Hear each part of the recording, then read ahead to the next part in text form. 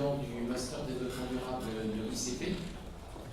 Donc moi je suis le co-directeur du Master et nous avons décidé il y a l'an passé de donner carte blanche aux étudiants dans le cadre de leur formation pour organiser des événements en lien avec la thématique de l'environnement.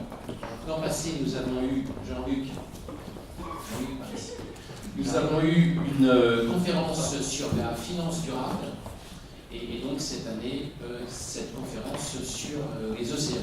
Alors quand on dit organisé par les étudiants du Master, c'est bien le cas, c'est-à-dire que ce sont les deux promotions Master 1 et Master 2 qui déterminent la thématique de l'année, qui recherchent les intervenants de qualité pour pouvoir illustrer le sujet. Les étudiants s'occupent aussi de toute l'organisation connexe, c'est-à-dire la communication, gérer les inscriptions, et puis également la suite, c'est-à-dire le cocktail qui vous sera proposé à la fin de cette conférence. Donc c'est un travail relativement complet. Donc vous comprenez quand je dis ça que si la conférence ne vous intéresse pas et ne vous plaît pas, je suis dédouané puisque finalement c'est les étudiants eux-mêmes qui ont tout organisé. Donc Jean-Luc et moi, on est juste là pour accompagner. En tout cas, un grand merci aux intervenants d'avoir accepté de répondre à l'invitation des étudiants. Merci d'apporter votre expertise sur ce sujet. Le sujet des océans, c'est un sujet complexe, on va le voir. Donc, je vous souhaite une bonne soirée et donc, on va laisser nos animatrices animer le débat. Donc, Kim, étudiante en M2, et puis Lisa, étudiante en M1.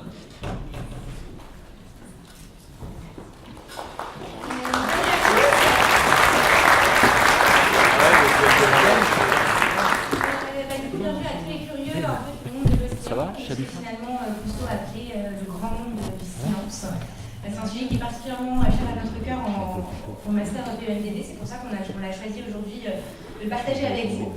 Donc on a 4 intervenants qui sont avec nous, M. Philippe Gégaud, Mme Françoise Gaël, M. François Lambert et M. Patrick Fabre, qui vont tous essayer d'illustrer l'océan comme pierre angulaire au final de tous nos écosystèmes et qui représente finalement la catharsis de toutes les déviances humaines de façon générale. Depuis le début des années 2000, l'homme a découvert à son plus grand effroi l'existence de ce qu'on appelle le 7e continent, cet espace de plusieurs milliers de kilomètres de déchets flottants divers et variés. Quelques jours à peine après le témoignage du nageur français professionnel Rémi Camus, de son retour d'un Tour de France à la nage, on sait maintenant qu'une soupe de plastique de 40 km de long sur 3 mètres de profondeur menace le territoire français à moins d'1 kilomètre de ses côtes. Alors finalement aujourd'hui la question qui nous brûle tous les lèvres, c'est l'impact anthropique sur ces océans. Est-ce qu'il est irréversible? Est-ce qu'on peut faire quelque chose? Et pour répondre à cette question, dans un premier temps, nous allons accueillir Philippe Gégaud, comme je disais, qui est un spécialiste de la biodiversité marine et des zones protégées, et qui est également ici en tant que membre des associations Shark Citizen et Fins Attached. Merci, bonsoir. Je suis très heureux d'être parmi vous ce soir pour cette conférence. Donc, l'impact humain sur les océans est-il irréversible? Vaste sujet, vaste question. Pour ma part, j'ai choisi d'illustrer ce soir ce sujet en prenant l'angle de vue des requins. Je sais, ce sont des animaux mal aimés, ils ont des réputations de serial killers. Je ne suis pas du tout d'accord avec ça, j'espère vous le démontrer. Et j'espère aussi vous montrer au bout de ces 20 minutes que ce sont des animaux absolument essentiels pour la préservation des océans, pour l'avenir de l'humanité et pour la préservation de la vie sur la planète. Pour commencer, une petite devinette. Là, j'ai besoin de 2 personnes. Voilà, j'ai amené 2 objets. Voilà, que 2 d'entre vous font passer. Donc, qu'est-ce que c'est à votre avis? Dent. Oui, ça ressemble à la dent. J'ai entendu dans le requin. C'est à moitié vrai. C'est une dent, oui. Une dent de quoi? Bon, comme je n'ai pas beaucoup de temps, je vais quand même vous dire ce que c'est. Ce sont deux dents d'un cachalot que j'ai autopsié en Corse en 1988. Un cachalot qui faisait 7,50 m de long, donc c'était un adolescent. Il ne s'était pas encore reproduit. Et ce cachalot est décédé, je vous le donne en le mille, ingestion de sacs plastiques ayant engendré une occlusion. 88. Voilà. Donc, du point de vue du cachalot, est-ce que l'impact humain est irréversible? Pour lui, oui. Voilà, maintenant, venons-en au requin. Pourquoi s'intéresser au requin? Eh bien, le requin, c'est un super prédateur. Un super prédateur, ça veut dire qu'il est en haut de la chaîne alimentaire. Ça veut dire qu'il régule toutes les espèces qui sont en dessous de lui dans la chaîne alimentaire. Et qu'est-ce qui se passerait s'il n'y avait pas de requin? Eh bien, comme on est dans un effet systémique, comme on est dans l'océan est un système qui est avec des composantes, avec des éléments, et chaque élément interagit avec les autres. Eh bien, s'il n'y a plus de requins, il y a des espèces qui vont se développer de façon excessive et d'autres espèces qui vont disparaître. Si on peut cliquer sur...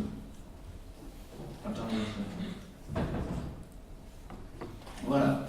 Donc j'ai emprunté ce schéma au site internet Shark Education. Donc sur la colonne de gauche, vous avez une cascade trophique, je dirais normale, avec des requins, avec des thons, avec des petits poissons, jusqu'aux organismes unicellulaires. Je mets les lunettes, excusez-moi. Voilà. Et donc, qu'est-ce qui se passe au niveau des organismes unicellulaires? C'est qu'avec la photosynthèse, les organismes unicellulaires, ils recyclent le CO2 et ils produisent de l'oxygène. Sur la colonne de droite, vous avez la même chaîne alimentaire, mais sans les requins. Qu'est-ce qui se passe? Vous avez une explosion des thons, donc des gros poissons osseux et pélagiques. En dessous, vous avez un maillon qui saute avec les céphalopodes et des petits poissons osseux qui disparaissent, à force d'avoir été consommés par les thons qui sont en grande quantité, et etc. Quand on descend la chaîne alimentaire, on se retrouve dans un état de déséquilibre, avec au bout du compte un risque de disparition des organismes unicellulaires, et donc avec une conséquence quand même très très grave, c'est l'arrêt du recyclage du CO2 et de la production d'oxygène. Voilà. Donc ce déséquilibre, il n'est pas théorique, hein, on l'a déjà constaté, par exemple sur la côte est des États-Unis, avec la quasi-disparition de 11 espèces de requins, ce qui a entraîné une explosion des populations de raies pastenagues et de raies mourines, qui se sont tellement alimentées de coquillages, enfin de palourdes et coquilles Saint-Jacques, et bien qu'il n'y en avait plus pour les pêcheurs. Voilà. Maintenant, j'espère bien définitivement mettre à mal le mythe du requin serial killer.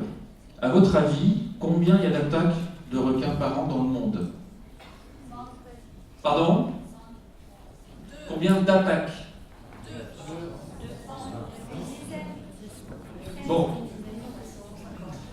Bon, alors au niveau des attaques, je dis bien des attaques, il y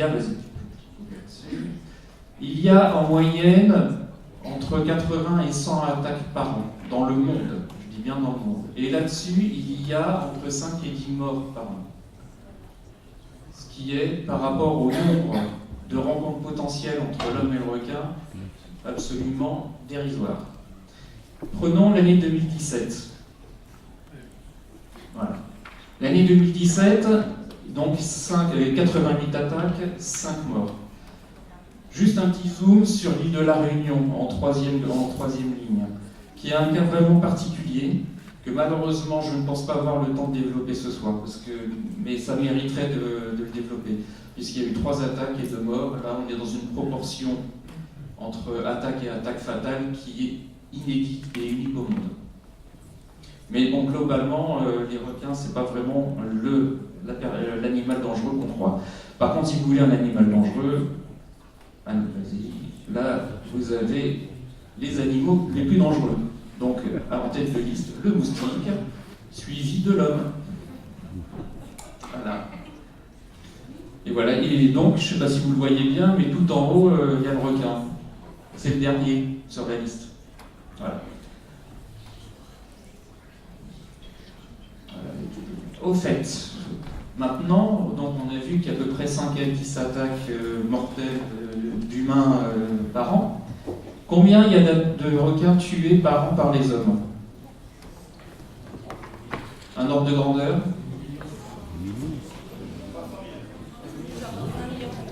300 000, 1 million, qui dit mieux? Je ne sais pas qui l'a dit, mais c'est la bonne réponse. 100 millions. 100 millions de requins qui sont tués chaque année. Voilà. Dont une grande partie qui ne sont pas à maturité sexuelle. La maturité sexuelle d'un requin, c'est 10 à 15 ans, selon les espèces. Les modes de pêche des requins ne sont absolument pas sélectifs, donc tout est pris. Ce qui nous amène à une situation actuellement qui est une situation de génocide. On a moins 90% de la population des requins par rapport à 1950. 90% de la population a disparu. On a un tiers des espèces globales dans le monde qui sont en voie de disparition. Plus de 50% des espèces de Méditerranée. Et 60% des espèces pélagiques, c'est-à-dire les espèces du large. Le requin qu'on est censé ne jamais rencontrer en tant qu'humain. Alors, quelles sont les causes de ce génocide? Tout d'abord, la pêche volontaire, parce que dans le requin, tout est bon. La peau, la chair, les dents, les dérives, enfin tout ce qui sert dans les produits cosmétiques et pharmaceutiques. Donc, vas-y, les dents. J'ai trouvé ça sur eBay l'autre jour, ça m'a beaucoup amusé. 7 750 $ pour une mâchoire de requin blanc. C'est lucratif quand même.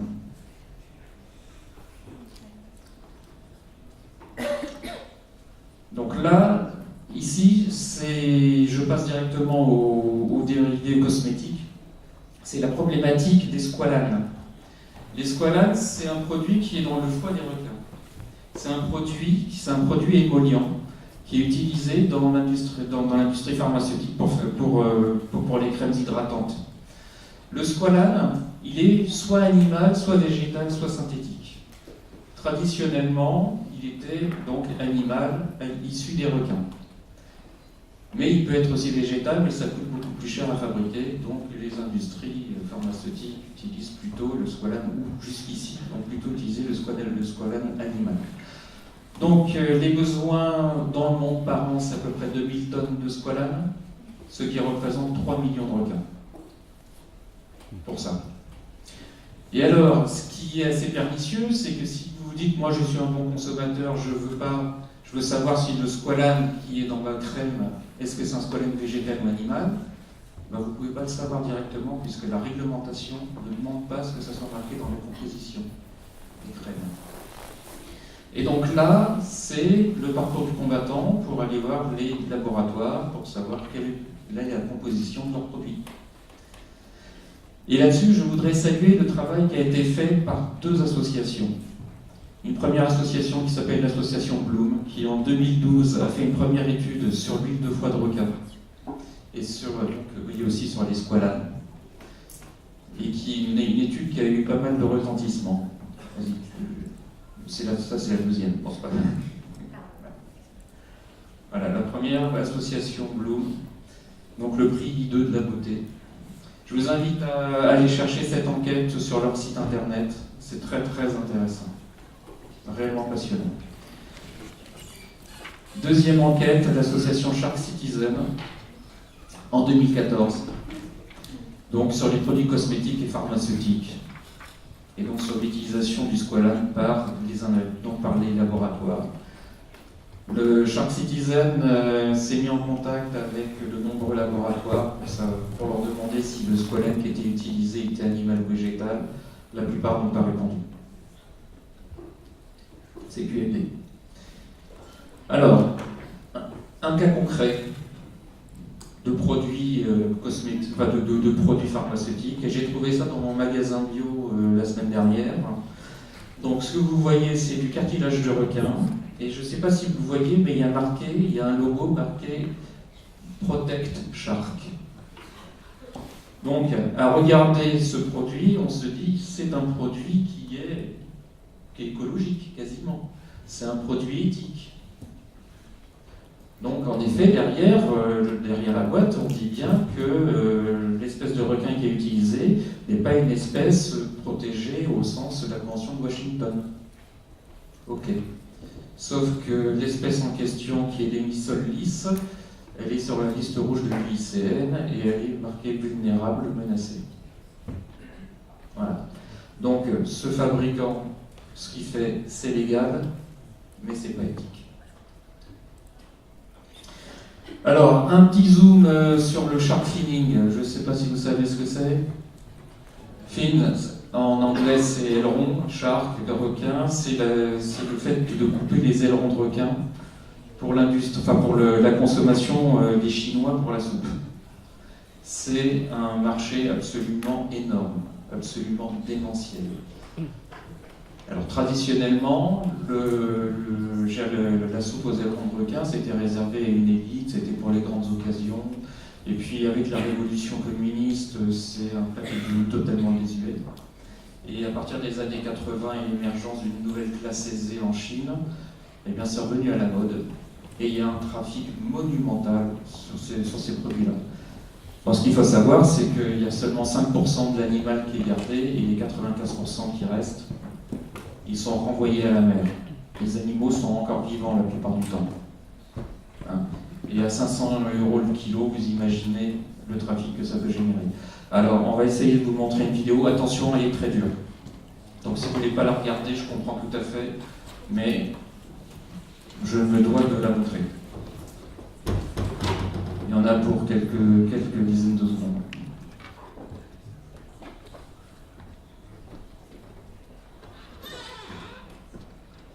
Donc voilà ce que c'est le shark finning. Il y a des mafias qui se sont organisées autour de ça, des mafias asiatiques qui se sont installées en Amérique du Sud, en Amérique centrale. Voilà, ça y est, c'est leur gros boucle. Une fois suffira.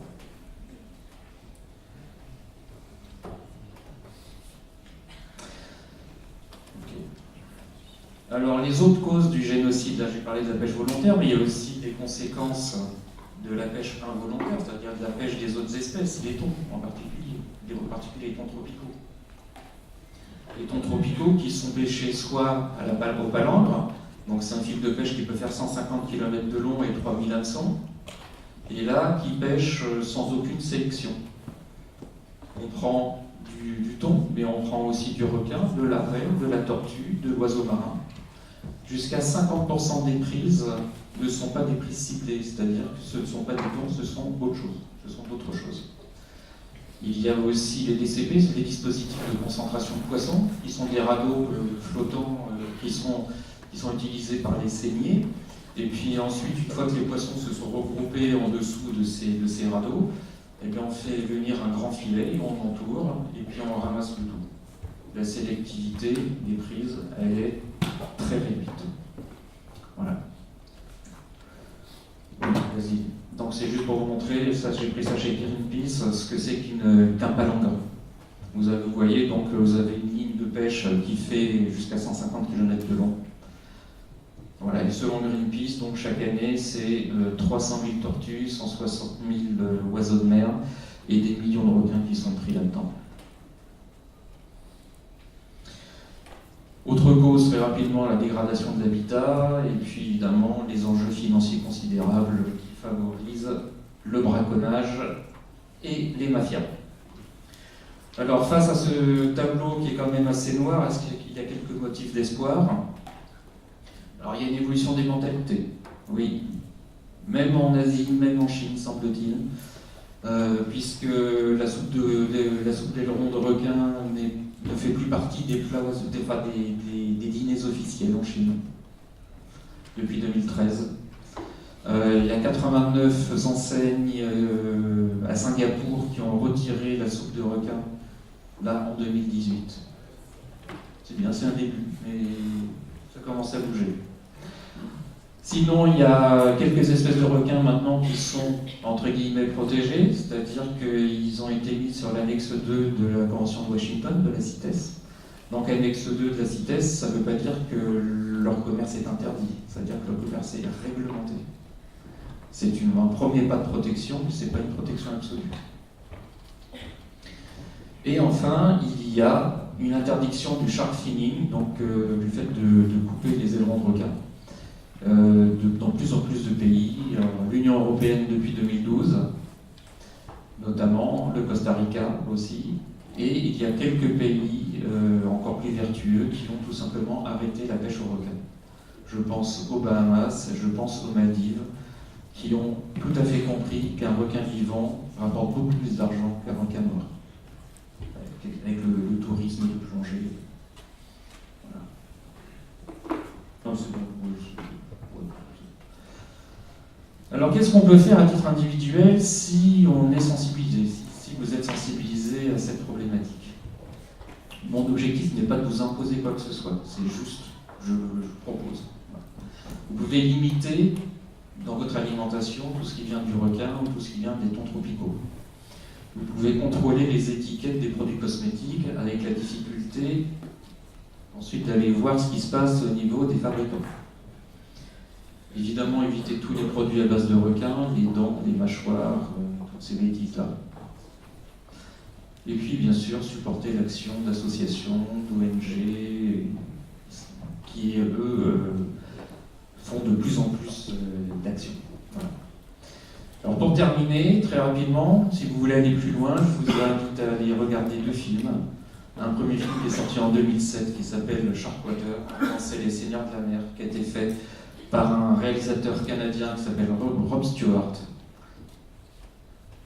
passionné, et qui a fait une suite de ce film, enfin qui a commencé la suite de ce film, avec un deuxième film qui est sorti au Canada au mois d'octobre et qui n'est pas encore sorti en France, qui s'appelle Sharkwater Extension.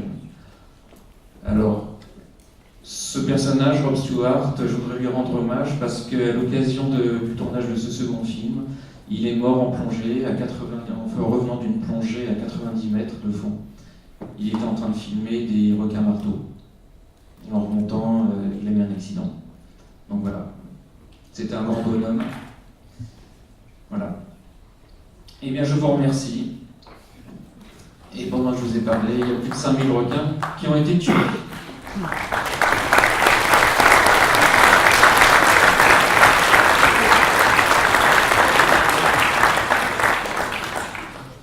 Merci beaucoup, Monsieur Gégo.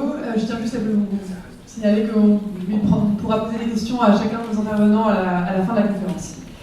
Je pense que si on comprend bien l'exemple des requins, on peut voir que c'est un exemple en fait, d'une gestion assez contradictoire entre ce qu'on sait scientifiquement et la réponse institutionnelle ou sociétale.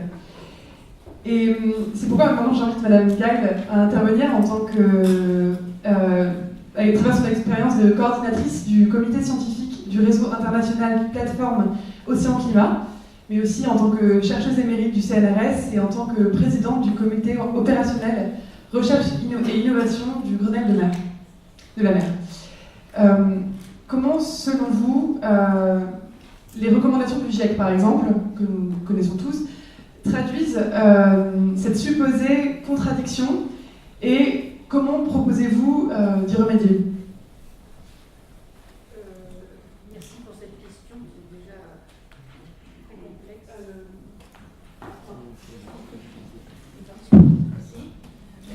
Merci beaucoup. Bonjour à tous, très heureuse aussi d'être ici ce soir. Alors c'est une question extrêmement complexe, même si elle est énoncée simplement. La réponse peut être multiple. Par rapport au GIEC lui-même, vous dites on connaît tous, mais je peux vous dire qu'on est en train, dans la plateforme Océan Climat, le comité scientifique, de relire l'ensemble du rapport spécial Océan Climat, cryosphère, qui va paraître au mois de septembre. C'est un casse-tête absolument incroyable. Alors, vous avez plus de 1000 pages, c'est un up-to-date de tous les résultats qui sont à la disposition de la communauté scientifique. Pour déjà traduire ça en termes, disons, usuels, pour comprendre ce que ça veut dire, il faut déjà 6 mois de travail pour faire un résumé pour les décideurs qui sera de 100 pages. Et ce résumé même de 100 pages pour qu'ensuite les journaux puissent en parler et qu'on puisse tous en parler, il va falloir un autre travail d'explication. Et donc, il y a quand même aujourd'hui un problème qui est le problème de la complexité des choses. De la complexité des choses et de la technicité. Alors, il y a des idées simples, ce que vous nous avez dit est pour moi assez illustratif des ambiguïtés auxquelles nous nous heurtons entre l'action humaine et puis ce que je dirais le dernier espace naturel, qui est celui de l'océan. Je pense que déjà savoir quelle est l'importance de l'océan, c'est savoir se situer dans le monde.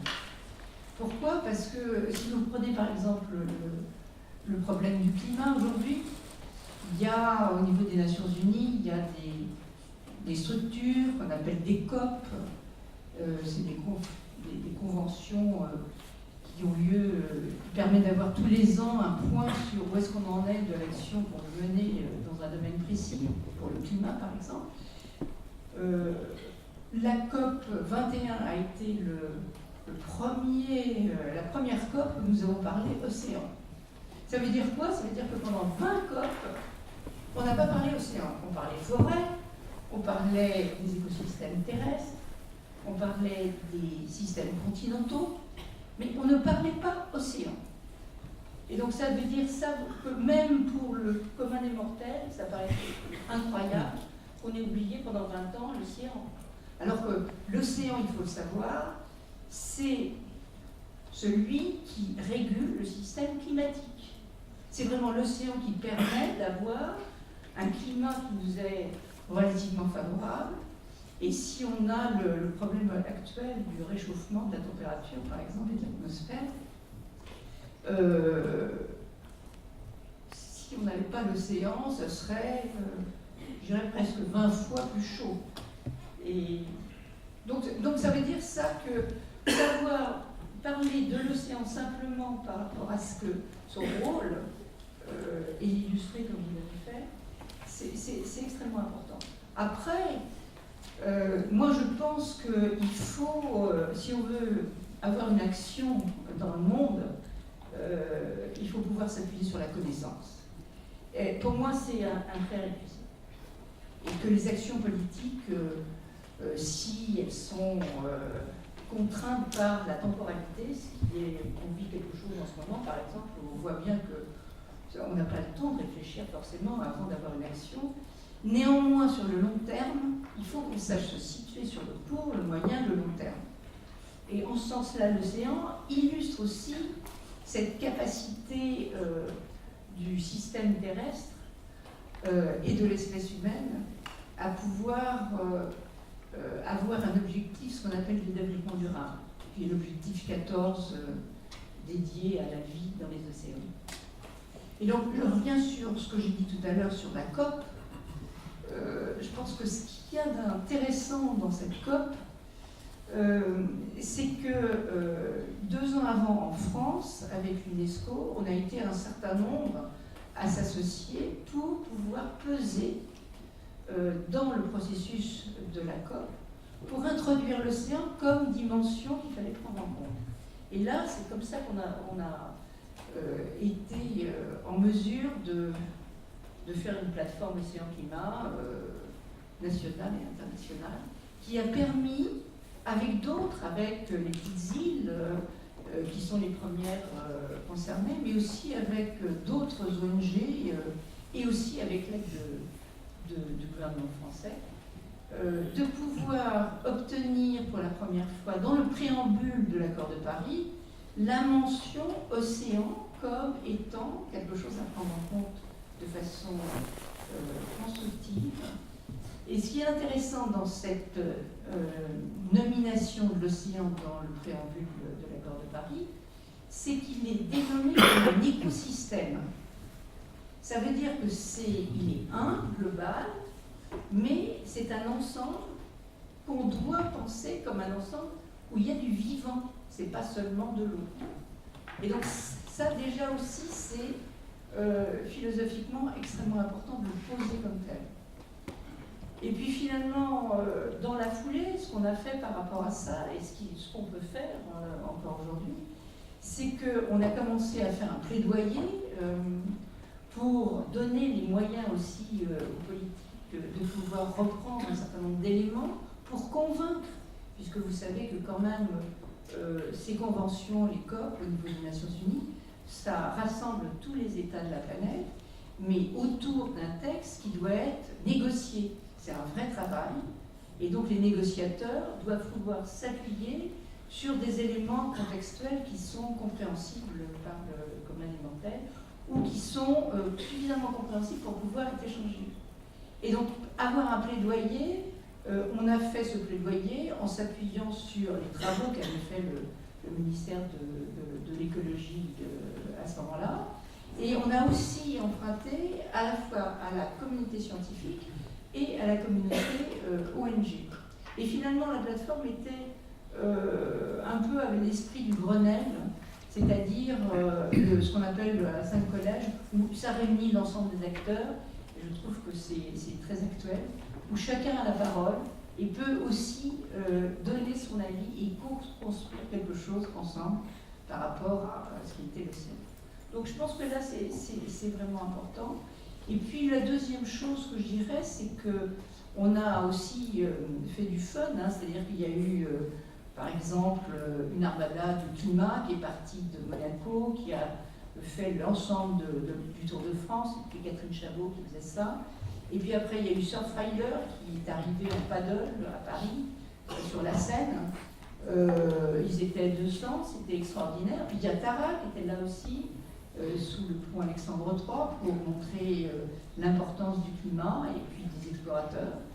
Et donc ça veut dire que c'est un ensemble comme ça de choses qui peuvent alimenter et enrichir aussi l'idée qu'on peut faire de l'océan. C'était ça. J'ai répondu peut-être un peu longuement à cette question. Donc, je crois aussi que l'océan est très important dans la régulation du climat. Pourquoi? Parce que d'abord, je vais peut-être commencer par l'eau. Si on regarde l'eau sur Terre, finalement, plus de 98% de cette eau, elle est dans l'océan. Et si on voit que l'eau peut être un cycle de l'eau, ça veut dire que ça part de l'océan, avec le vent, avec les tempêtes, ça va dans l'atmosphère, et puis en fonction de la météo, ça retombe sur le continent, et ça fait des rivières. Et donc ça, c'est ce qu'on appelle un cycle. Eh bien, l'océan, c'est ce qui permet aussi de recycler tout. C'est vraiment la lessiveuse de tous les éléments sur Terre. Et ça n'a pas d'équivalent. C'est-à-dire que chaque élément, ça peut être du carbone, ça peut être de l'azote, ça peut être n'importe quoi, à un moment donné, va être recyclé par l'océan. Et si on n'a pas ce cycle-là, ça veut dire qu'on peut avoir des pollutions qui s'accumulent dans les différentes parties du système Terre. Et l'océan, justement, joue un rôle de lessiveuse, en fait, de tout cet ensemble-là. Donc, déjà, ça, c'est extrêmement important. La deuxième chose, c'est que si on regarde aujourd'hui le gaz carbonique, qui est le résultat de nos activités anthropiques, on a parlé des forêts qui absorbent ce gaz carbonique, mais si on regarde l'océan, c'est un peu plus que les forêts. C'est-à-dire que 30% pratiquement du carbone, du gaz carbonique, est absorbé dans l'océan. C'est un puits de carbone.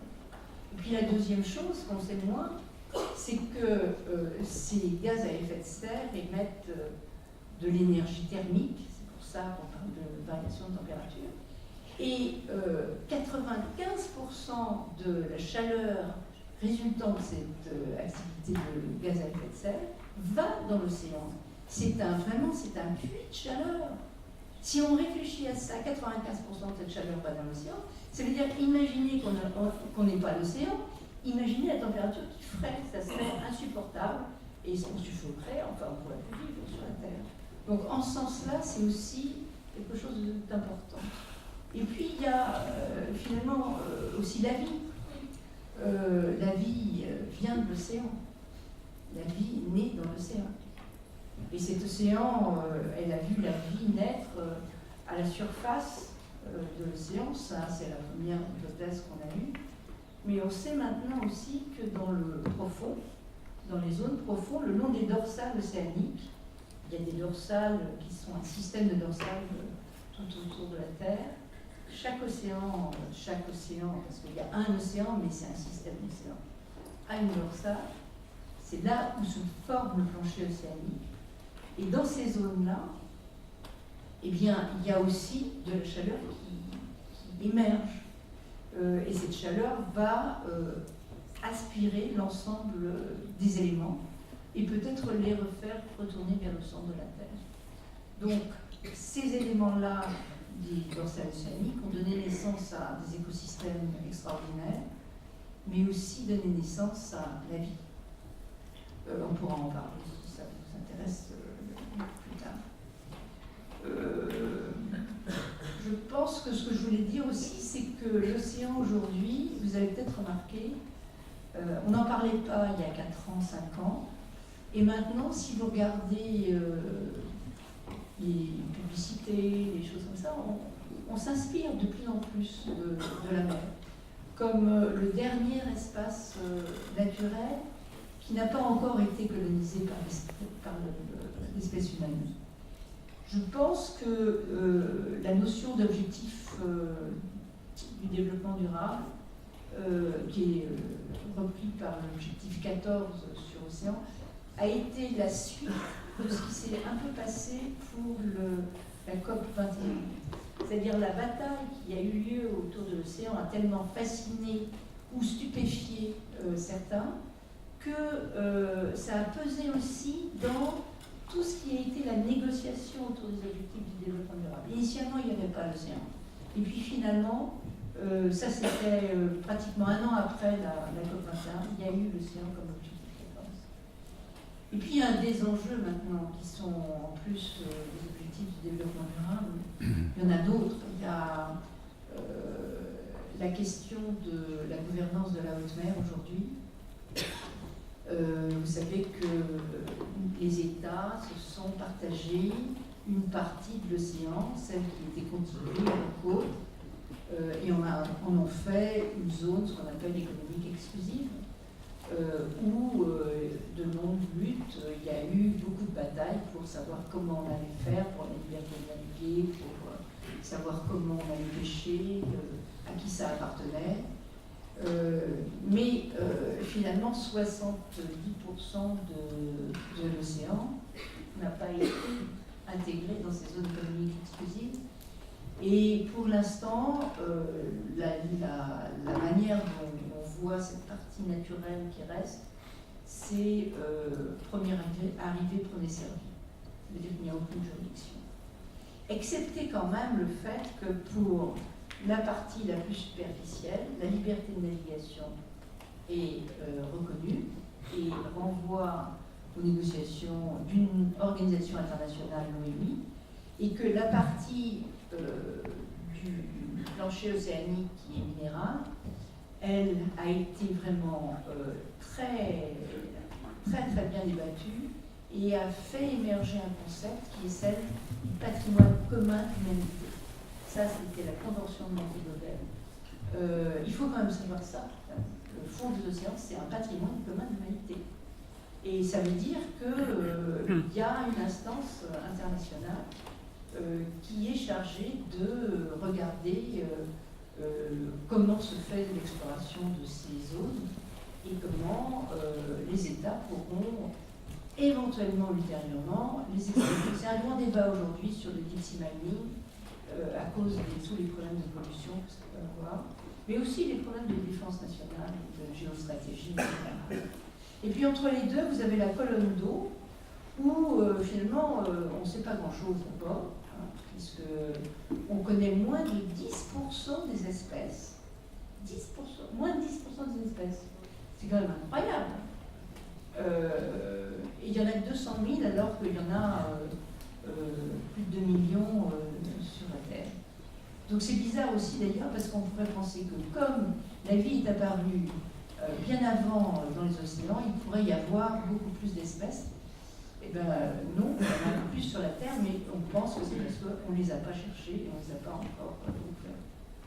Et puis la dernière chose que je voulais dire, c'est que après ce patrimoine commun de l'humanité, là, est en train d'émerger un autre concept qui est celle de l'océan bien commun, qui est porté par Catherine Chabot et quelques autres.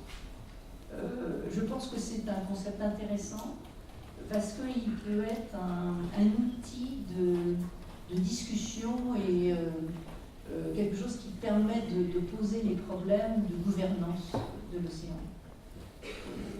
Et donc, bon, je pense que par rapport au patrimoine commun de l'humanité, la notion de bien commun est encore un peu plus floue. Elle est un peu à la mode en ce moment.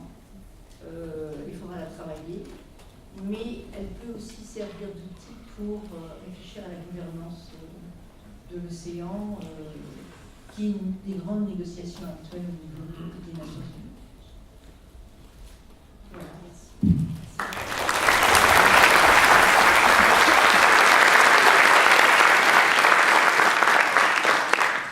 Merci beaucoup Madame Gaëlle du coup, de nous avoir exposé, d'avoir répondu à la question de Kim, de nous avoir exposé toutes ces choses-là sur le GIEC et finalement le rôle de l'océan et son importance.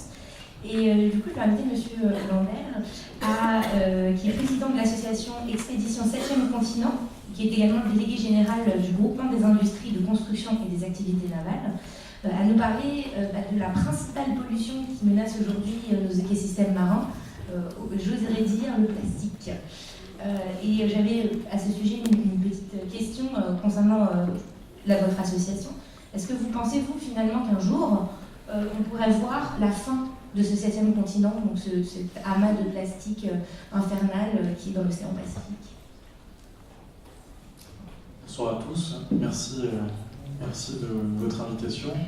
Toujours un honneur d'intervenir après Françoise, qui a beaucoup compté dans ma carrière et qui le sait, puisque j'ai sévi il y a quelques années au ministère de l'écologie. Et c'est comme ça que j'ai gardé une forme de conscience écologique, tout en étant un affreux pollueur, puisque je suis effectivement directeur de groupement des constructions navales. J'essaierai de vous en parler après, c'est évidemment caricatural ce que je suis en train de dire. Je vais vous montrer la complémentarité qu'il y a entre les deux missions. Pour répondre à votre question, je pourrais vous dire un nom et puis vous dire bonne soirée ensuite, pour être aussi optimiste que la vision qu'on a eue sur les requins. Non, parce que en fait, le 7e continent, d'abord, c'est pas uniquement sur l'océan Pacifique, c'est sur tous les océans de la planète Terre, mal nommés. Il y a 5 gyres océaniques qui existent, qui sont des regroupements en fait, de micro-particules de plastique. Ça, on le sait peu, d'ailleurs dans l'imaginaire collectif, puisque Françoise le rappelait, on s'intéresse depuis peu à la question maritime. La mer est mal connue. Quand j'en parle régulièrement autour de moi, on continue à penser que le 7e continent, c'est un continent à proprement parler sur lequel on pourrait marcher. La seule personne que je connaisse qui a marché sur l'eau, c'est Jésus, et puis c'est pas complètement sur l'air. Donc c'est illusoire d'imaginer que cette soupe de plastique regroupée dans 5 gyres océaniques qui sont effectivement de taille exceptionnelle, ça varie selon l'interprétation entre 6 et 10 fois la France. En tout cas, ce qui est sûr, c'est que dans le Pacifique, il y en a un très gros qui est très, très concentré. Alors concentré, c'est bien que Françoise ait pu vous parler des différents états de la mer. Parce que à la surface des océans, on compte 270 millions, on recense 270 millions de tonnes de déchets plastiques.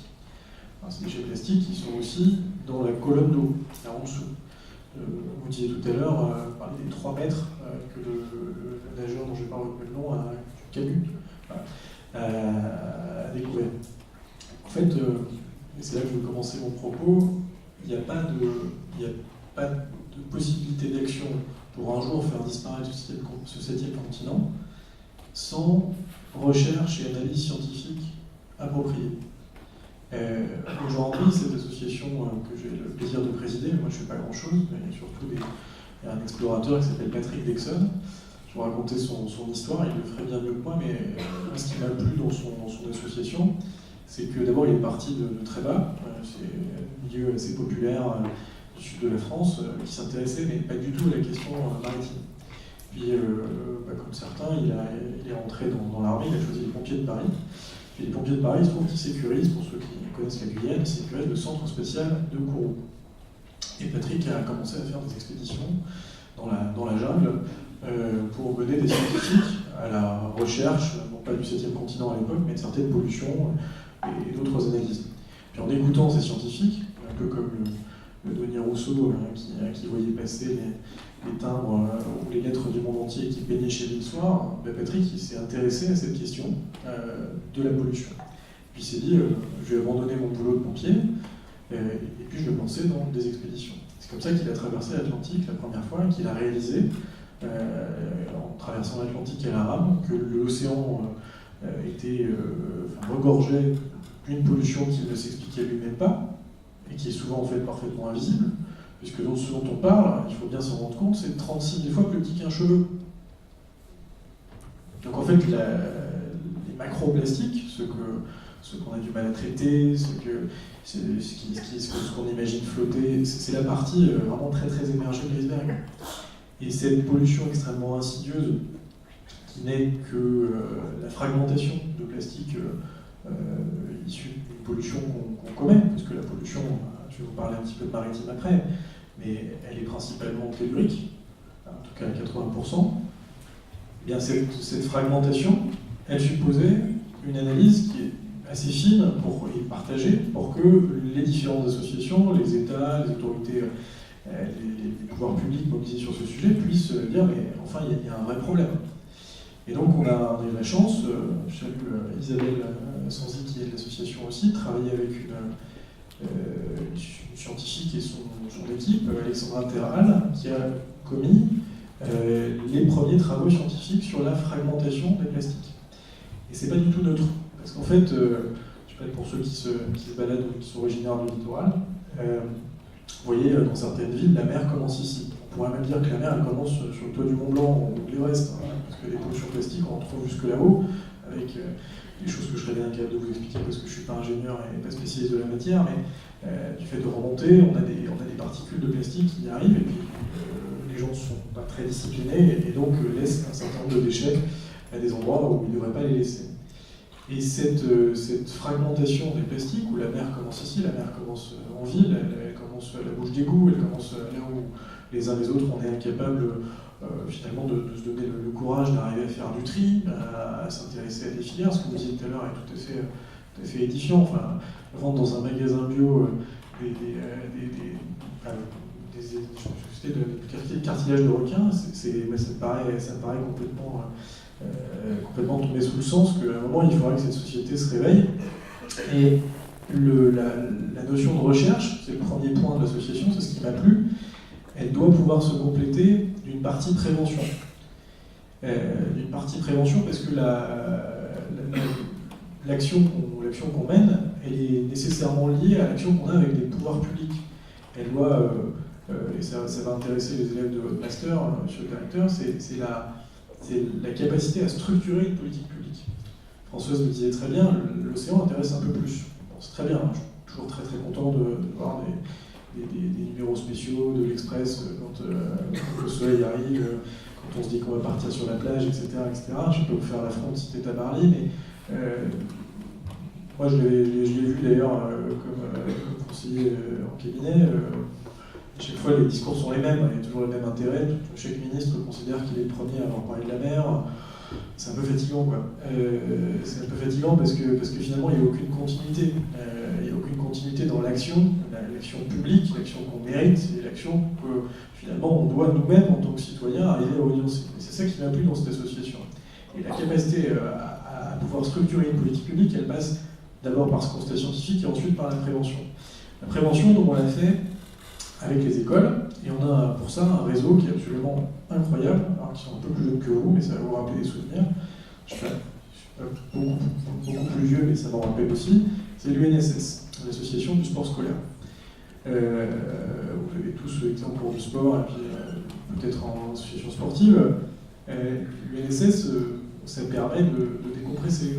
C'est-à-dire qu'on va passer un mercredi après-midi à faire un match de volley, rugby, et puis il y a le prof de sport qui est sympa, qui fait ça en plus de son temps, et puis qui va passer des messages. Et pour nous, passer ces messages à ce moment-là, à cet âge-là, c'est absolument indispensable, et c'est une chance énorme pour l'association. Pour nous, c'est le réseau le plus performant. Il ne s'agit pas uniquement de parler de la mer, il ne s'agit pas uniquement de parler de pollution et d'avoir des gamins moralisateurs qui arrivent et qui disent à leurs parents tu ne devrais pas acheter ça parce que ça c'est du plastique. Non, c'est une conscience qu'on garde pour toute la vie, de savoir que le monde qu'on veut pour demain, il est un peu différent. Et vous avez parlé tout à l'heure de l'association Bloom. Moi je suis très critique sur cette association parce que, au-delà des travaux scientifiques que je ne connais pas, parce que ce qui m'a plu à 6e continent, c'est la dimension non accusatoire. Moi, je trouve que les gens se cherchent des causes aujourd'hui. Je ne parle pas des gilets jaunes qui sont mobilisés pour des causes de pouvoir d'achat, etc. Mais il suffit de lancer une thématique et vous avez des gens qui se cherchent des causes et qui affluent. Le plastique, c'est une vraie cause, c'est consensuel. Il y a un vrai problème lié aujourd'hui à la pollution des océans. Est-ce que c'est normal que deux personnes qui ont inventé le plastique en 1890 pour satisfaire un besoin qui était extrêmement important, qui était de jouer au billard, parce qu'en fait à l'époque il n'y avait que des boules en ivoire et que ça coûtait trop cher, et puis que l'ivoire était rare parce qu'on ne pouvait plus tuer l'éléphant, ce qui est quand même un peu dommage. Donc ils ont inventé ces boules en plastique qui sont devenues des boules de billard. Production très limitée. Aujourd'hui, on est à 329 millions de tonnes produites par an, un truc comme ça. Sur ces 329 millions de tonnes, il y a 5% qui sont recyclables. Je dis pas recyclés, recyclables. C'est quand même incroyable. Ça tombe sous le sens autour de cette idée-là. Je ne vais pas être non plus complètement critique sur Bloom et sur les travaux qu'ils ont fait, mais j'ai été assez marqué sur leur campagne sur la pêche profonde, à arriver à discerner les zones dans lesquelles on peut arriver à faire de la pêche au chalut, à travailler en collaboration avec un monde de la pêche professionnelle qui se veut responsable, qui sait faire aussi du tri, etc. Il y a des améliorations à prévoir, et je vous en parlerai un petit peu après sur la partie navale. Mais j'ai aimé cette association-là parce qu'ils ne sont pas dans l'accusatoire, ils sont dans le partage, la prévention, et notamment avec les plus jeunes. Mais aussi avec les entreprises. Parce que les entreprises, Isabelle pourrait le dire, ont des solutions.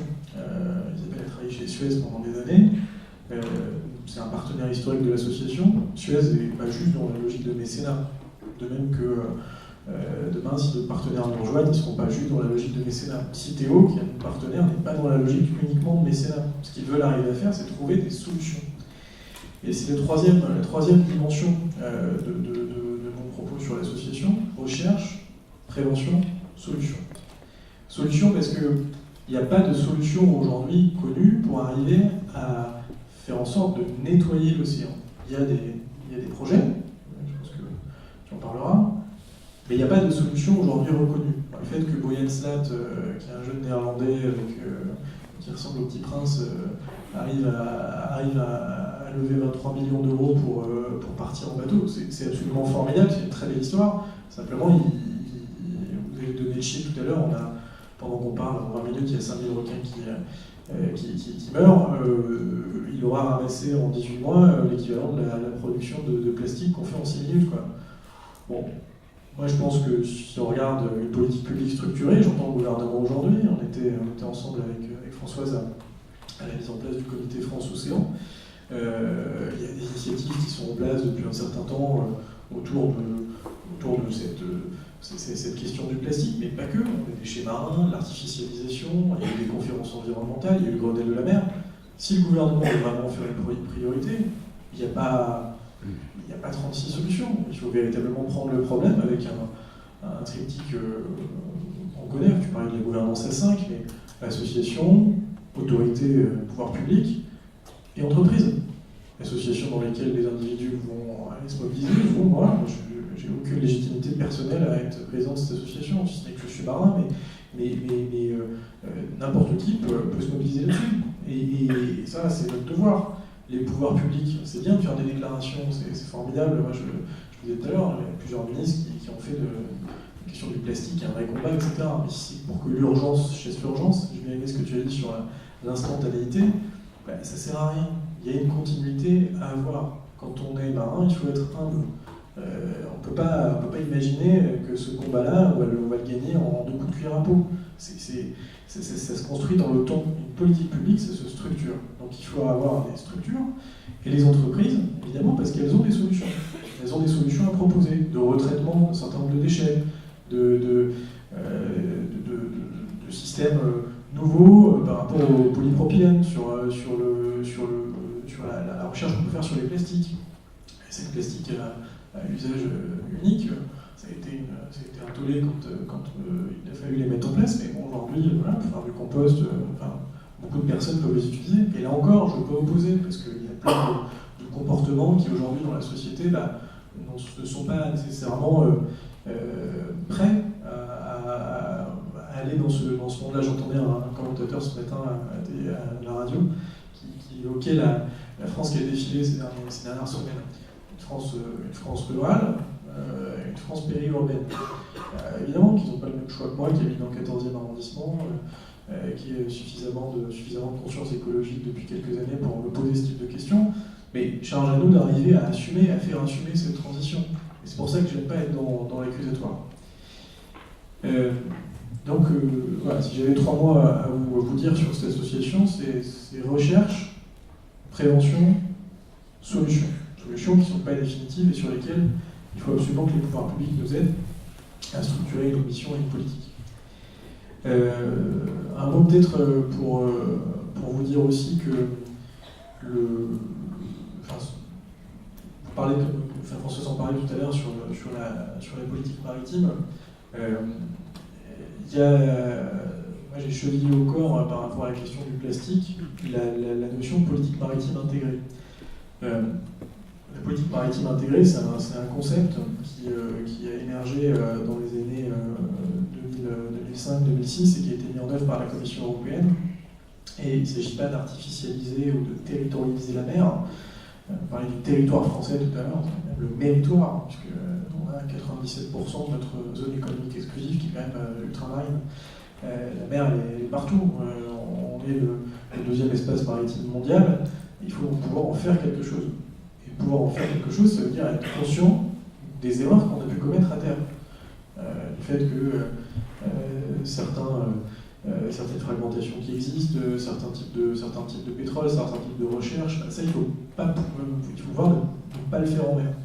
Et ça participe aussi d'une logique, à mon avis, territoriale et d'un conflit de position qui est finalement assez arrêté entre des gens qui veulent continuer à utiliser la mer comme ils l'ont toujours fait.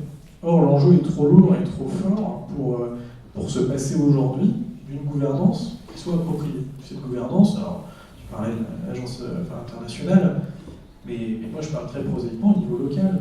Pour ceux qui sont partis en stage, parce qu'il n'y a pas que les étudiants du master, mais il y a beaucoup d'étudiants dans la salle, ceux qui sont allés sur le littoral, qui ont fait un stage en DDTM, Direction départementale des territoires et de la mer, qui travaillent avec l'ADREAL, la Direction régionale de l'environnement, de l'aménagement et du logement, en lien avec la préfecture maritime, tout ça avec les collectivités territoriales, le conseil régional, le conseil départemental.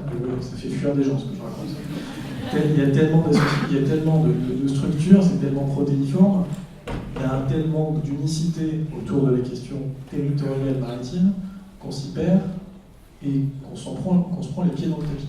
Je pense que le plastique, il est assez illustratif, que la pollution plastique, c'est assez illustratif de cette question-là. Il faut travailler plus et mieux à définir nos ambitions autour de la maritimité. Et ça, si effectivement les derniers gouvernements ont pu mieux faire parler de l'enjeu maritime, mieux le faire comprendre, et justement ça nous donne une responsabilité commune d'arriver à construire cette politique maritime dans je vais vous faire plaisir, dans une logique de développement durable basée sur l'économie, le social et le solidaire, et l'environnement. Donc cette logique-là de développement durable, elle s'impose dans la construction qu'on doit permettre. Un tout petit mot sur le groupement des industries de construction navale. J'ai commencé tout à l'heure par une petite blague là-dessus. Bien entendu, tout ce que vous pouvez voir à la télévision sur les pollutions, les fumées, le port de Marseille, etc. C'est un sujet le sujet de préoccupation majeure aujourd'hui chez les constructeurs de navires et dans l'économie maritime. Pourquoi ? Parce que si je prends uniquement l'exemple de la croisière, je pourrais vous parler pendant des heures des ports, etc. Mais si je prends juste l'exemple de la croisière, pourquoi elle marche ? Elle marche parce qu'on a un beau territoire.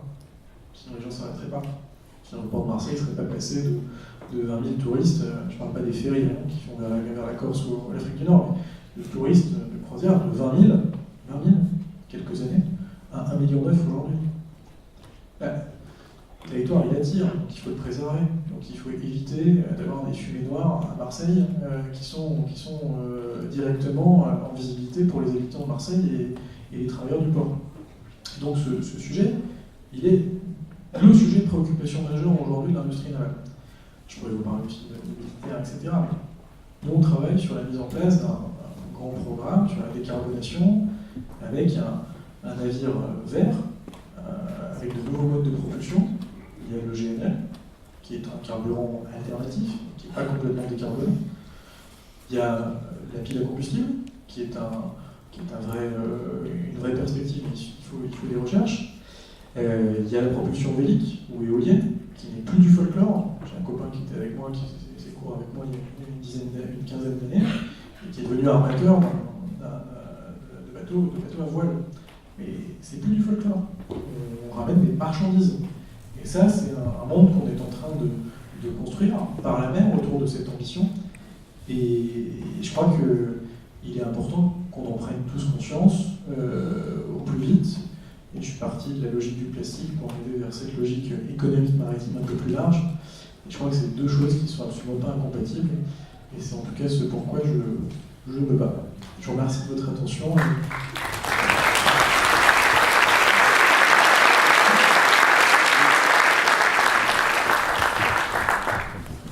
Merci beaucoup, M. Lambert.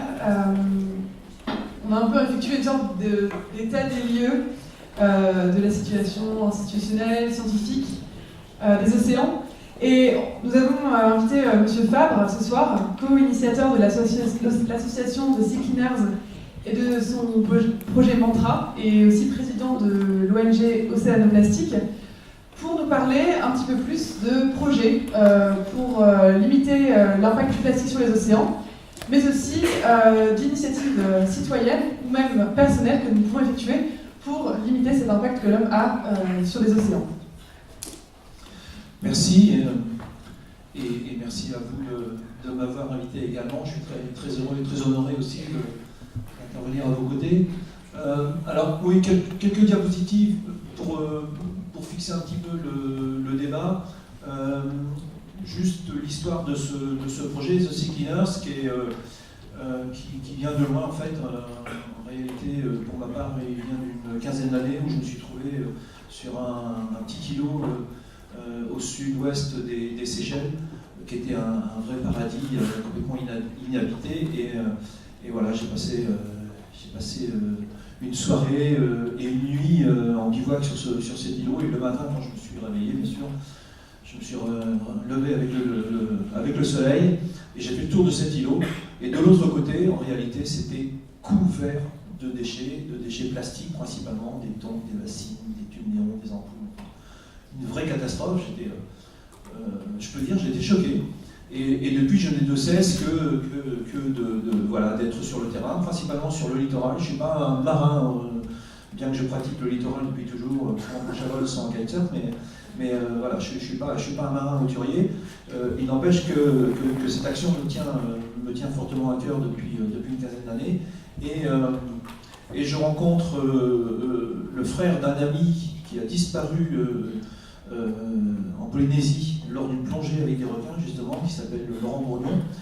Je rencontre son frère Yvan Bourgnon à la suite de son tour du monde sur un petit catamaran de sport, avec lequel j'ai travaillé d'ailleurs en communication, et qui en permanence me faisait état de tous les plastiques qu'il trouvait en permanence en mer, principalement en Asie, au large des Philippines, au large des Maldives, etc., où tous les quarts d'heure il s'arrêtait pour enlever les sacs plastiques sur les safrans de son navire. Et quand il finit son tour du monde, on se dit on ne peut pas rester comme ça, c'est plus possible. possible, et on imagine quelque chose qui soit, bien entendu, en complément de tout ce que vous faites, bien sûr, en amont, et de toutes les initiatives qui sont initiatives d'aide à légiférer, etc. Mais là, nous, on est des hommes de terrain, on se dit, voilà, nettoyer le littoral, il y a beaucoup qui le font. En mer, il y a aussi des nappes de déchets, et voilà, on va essayer de voir comment on peut agir là-dessus. On a eu cette idée du montage, du bateau, des projets de Sea Cleaners. Alors, je vais passer très rapidement des diapos pour vous fixer quelques chiffres qui ont peut-être déjà été évoqués d'ailleurs.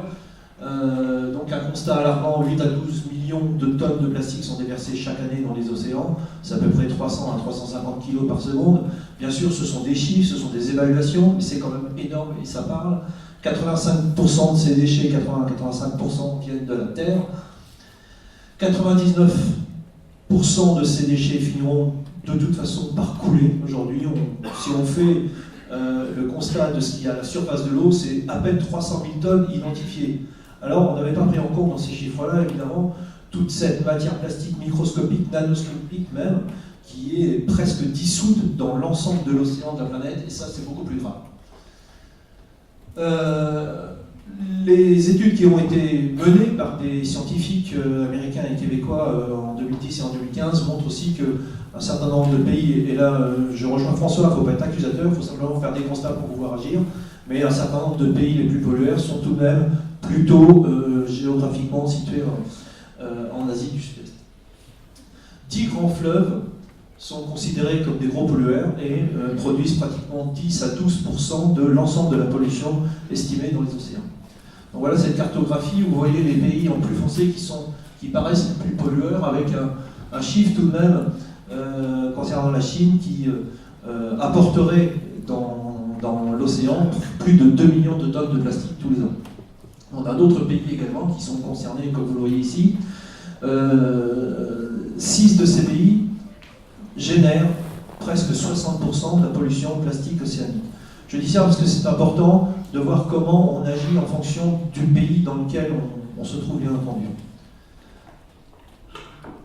Alors les conséquences, je vais passer très rapidement là-dessus avec les images, bien sûr des conséquences écologiques que vous connaissez tous.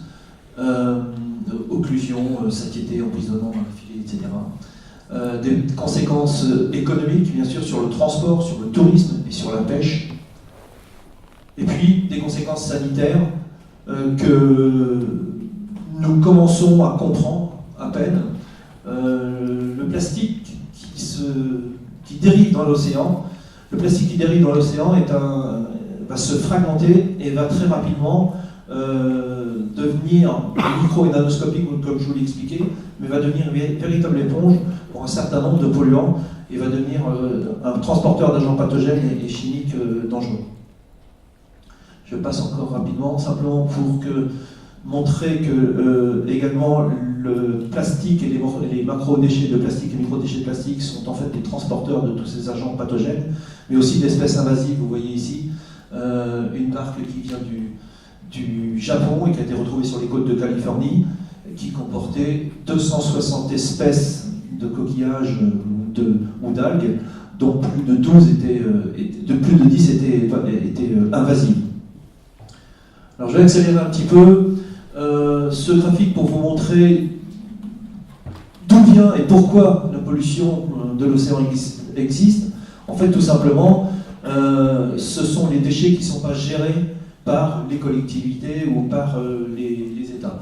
On estime qu'environ un tiers des déchets qui sont générés par les populations littorales se retrouvent dans la nature. Et dans la nature, ça veut dire presque systématiquement, même s'il s'agit de territoires à terre ou près des rivières, mais systématiquement avec les eaux de ruissellement, de toute façon, ça se retrouve à la mer, où là, les plastiques vont flotter pendant quelques temps, pas longtemps, en moins d'une année, 80% va couler, et rejoindre le fond de l'océan. Pour le reste, les plastiques qui flottent, les plastiques les plus légers, peuvent continuer à se fragmenter, vont se retrouver dans ce qu'on appelle les gyres océaniques, c'est-à-dire ces grands amas, ces grandes soupes de plastique où ils vont se fragmenter en de multiples petits morceaux, zones qu'on appelle également les continents de plastique. Alors voilà un exemple d'une rivière qui s'appelle la rivière Pasig, qui est aux Philippines, qui descend de Manille directement dans la mer, qui fait à peine 10 mètres de large et qui déverse à elle seule pratiquement 10 fois plus de plastique que ce que nous déversons, nous, en France, tous les ans sur nos 5000 km de côte.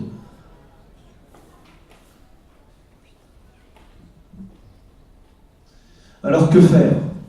Alors moi, j'ai pas la solution. Hein. Je pense que la solution, elle est vraiment multiple, mais en tout cas, il y a des pistes, bien entendu, qui sont des pistes de réflexion, et on sait que la solution, elle est à tous les niveaux.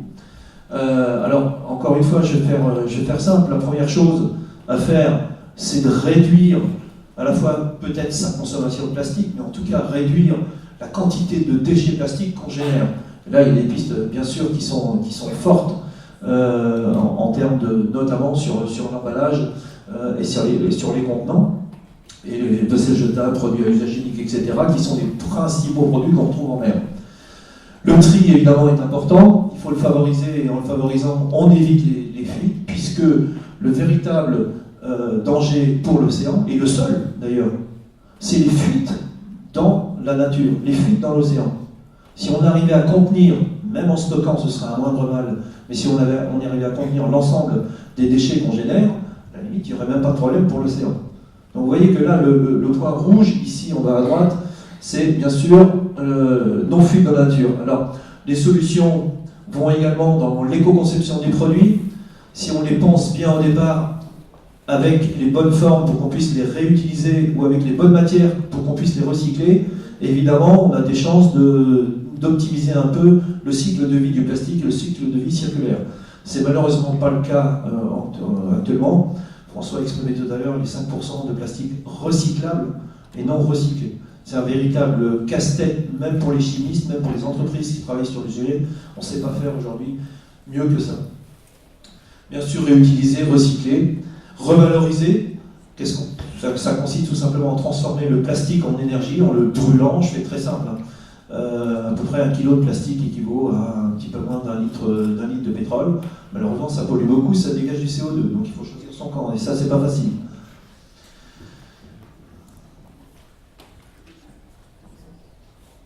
Hop, je reviens en arrière. Pardon ?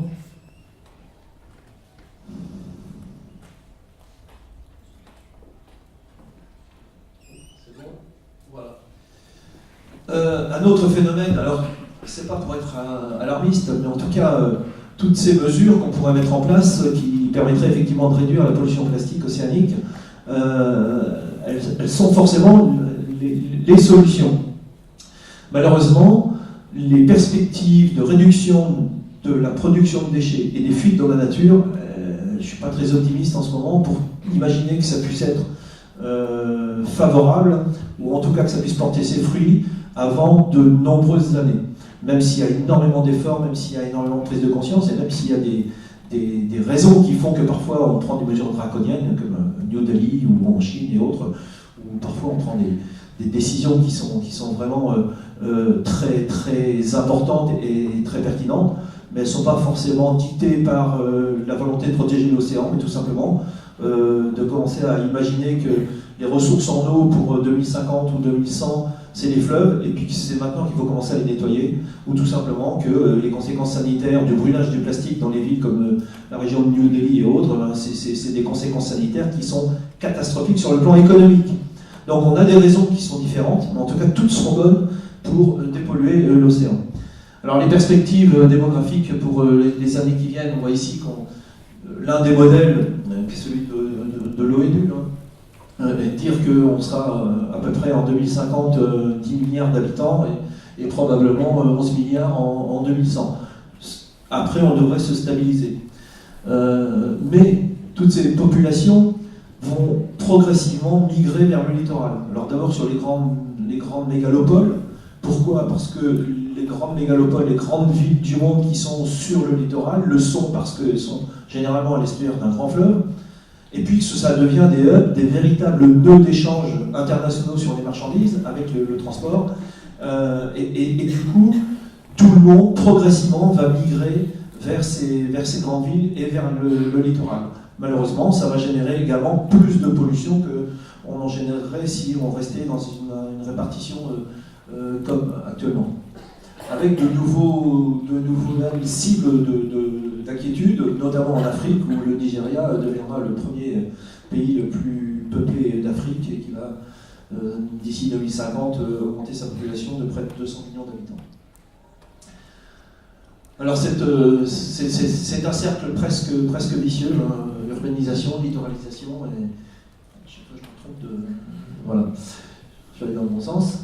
Voilà, donc en attendant le contrôle total et en attendant de pouvoir effectivement soit ne plus du tout produire de déchets plastiques ou en tout cas de tous les gérer et surtout d'éviter toutes les fuites dans la nature, on s'est dit que voilà, qu'est-ce qu'on pouvait faire pour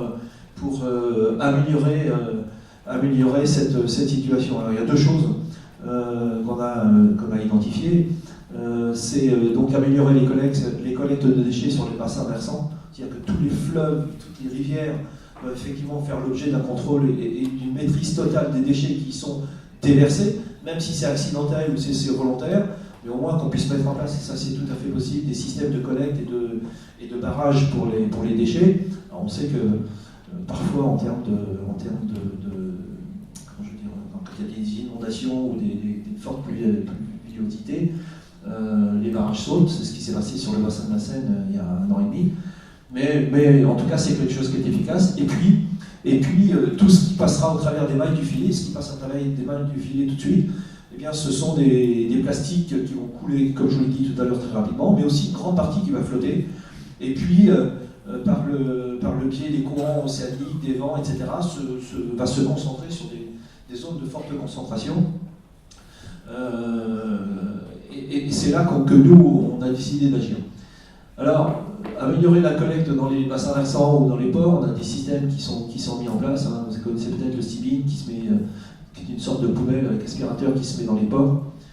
On a également le Water Wheel, qui est une invention anglaise qui permet de collecter également avec un système de barrage flottant, ce que vous voyez sur la droite, tous les déchets qui passent sur une rivière. On a des systèmes de robots qui commencent à être complètement opérationnels aujourd'hui, mais qui ne peuvent stocker que très très peu de matière, ou qui vont déplacer des flotteurs. On a aussi le projet, on l'a évoqué tout à l'heure, du jeune hollandais Boyan Slat, qui lui consiste à poser des barrières flottantes fixes, maintenant un peu moins fixes, un peu plus mobiles, et d'attendre que les déchets arrivent dans la barrière et les récupérer. Et voilà, et donc nous, ce qu'on a proposé, je vais le faire rapidement, on va passer avec la petite vidéo si tu veux bien, c'est donc de construire un navire. L'idée, c'est que ce navire soit le plus large possible pour aller collecter les plastiques dans les zones où elles sont très concentrées. L'avantage de ce navire, c'est qu'il est mobile.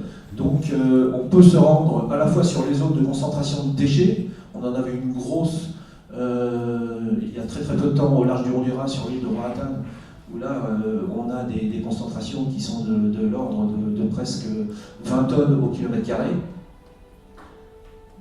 Alors, quelques éléments de réflexion sur ce projet, parce que c'est encore à l'état de projet. On est en train de travailler sur les études détaillées du navire, c'est-à-dire que là, on est en train d'affiner un peu toute la partie propulsion. Pourquoi ? Parce qu'on veut absolument que ce navire puisse se déplacer en énergie renouvelable complète. Donc on a 2000 m² de panneaux solaires sur le toit du bateau, sur le pont principal. Comme vous l'avez vu, on a des voiles qui sont issus de la propulsion navale, donc comme l'évoquait François sur les cargos aujourd'hui, c'est plus du tout anecdotique, c'est quelque chose qui fonctionne très très bien. Donc ça, c'est des voiles qu'on voudrait mettre sur le navire qui nous permettront de rejoindre les zones de collecte et ensuite d'aller dans les zones de dépôt des déchets. Et puis 2 grandes éoliennes qui devraient produire entre 400 et 500 kW chacune, plus les panneaux solaires qui nous permettront de fonctionner quand on est en période de travail. Donc le navire devrait être totalement autonome. Je ne vous cache pas, c'est un peu tiré par les cheveux parfois l'énergie, et donc c'est pour ça que le tri de déchets et les tapis qu'on met en place, on est en train d'optimiser tout ça. Avec un objectif, si on le peut, c'est assez théorique, enfin les premiers prélèvements que nous avons fait nous tendent à nous prouver qu'on pourra en tout cas utiliser une partie de cette énergie. C'est que comme les plastiques qui flottent d'une manière générale, en grande partie sont des plastiques qui sont du polypropylène ou du polyéthylène. Et ces plastiques-là sont assez facilement réutilisables pour faire de l'énergie. On aura beaucoup de déchets à côté, on aura des déchets organiques et autres. Mais on a une petite partie qu'on pourra peut-être utiliser, donc on va peut-être monter à bord un système qui nous permettra de transformer une partie de ces plastiques en énergie pour propulser le navire. Donc voilà, ce navire, au départ, c'est simplement un projet de réalisation d'une machine qui soit la plus large possible pour aller collecter ces déchets. Et puis le plus large possible, c'est 49 mètres. Pourquoi? Parce que c'est le maximum qu'on puisse avoir pour passer le canal de Panama et le canal de Suez. C'est les normes Panamax. Et donc du coup voilà, il ne peut pas être plus large que ça, mais ça peut suffire. Peut-être qu'on sera amené à mettre des systèmes beaucoup plus larges qui seront déployables au besoin. Je vais pas aller beaucoup plus loin puisque j'ai plus qu'une minute, mais en tout cas, je suis à votre disposition, bien entendu, pour répondre à toutes vos questions sur ce projet qui devrait voir le jour donc, dans 4 ans, 2 ans d'études encore détaillées, 2 ans de construction, et la volonté d'aller sur les zones qui sont identifiées comme les plus fortement denses en termes de pollution de déchets. Notre challenge aujourd'hui, c'est de savoir où sont ces zones. Donc on a des témoignages, mais qui sont des témoignages qui sont pas protocolaires, rigoureux et autres. On sait que les zones existent, on y est allé, on a mis des photos aussi, des témoignages. Mais là, on travaille avec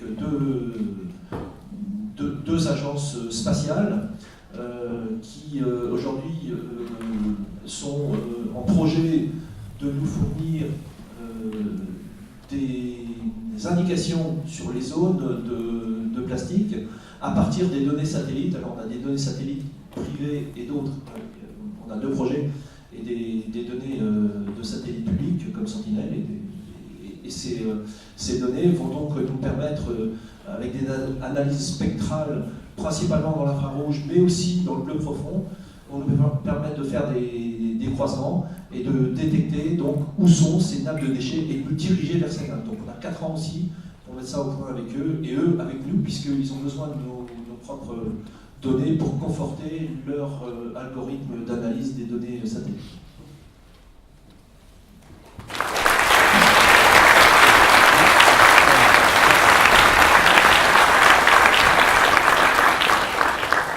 Merci beaucoup à vous 4 pour nous avoir donné cette état des lieux sur la question donc, de l'impact des hommes sur les océans. On vous propose de maintenant continuer le débat par vos questions. Donc n'hésitez pas, si vous en avez, à en prendre quelques-unes.